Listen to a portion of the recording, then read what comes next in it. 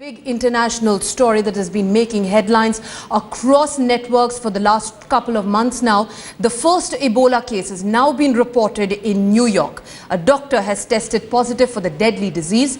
He recently traveled to Ebola-hit West African country of Guinea.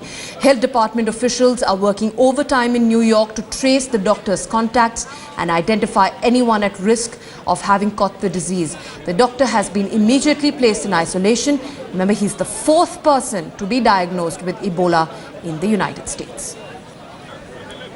And I see no reason for the tenants in the apartment building to be concerned. We have. The apartment is isolated. No one is going in the apartment. We've ensured that nobody will enter. The super will not let anybody in. There's no housekeeper who's expected to arrive. The apartment is locked and not accessible. Dr. Zucker had a point. I just was going to make the other point that he actually even left his key in his apartment and locked the door. He's a very meticulous individual, recognized that if a key was floating around, someone may pick it up and find an address. Dr. Bassett just wants to add. I just wanted to add also to point out that the State Health Department, Dr. Zucker, announced just last week that 8 hospitals in this state would be designated as settings where Ebola patients could be cared for.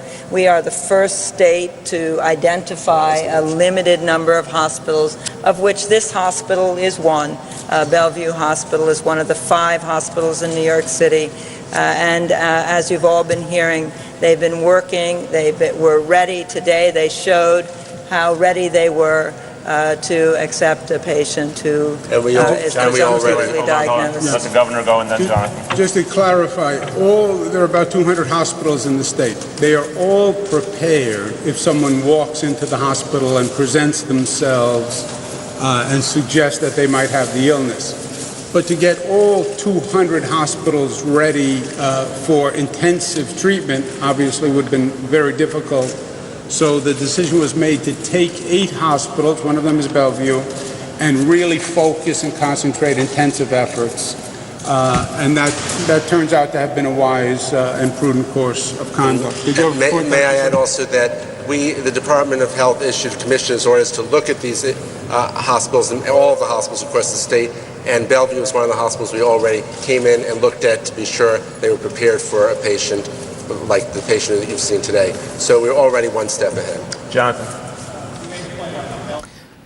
Well, that is the 4th Ebola case being reported in the city of New York. Remember, it's a far more dense, far more populated city than Texas, where the previous cases had been reported.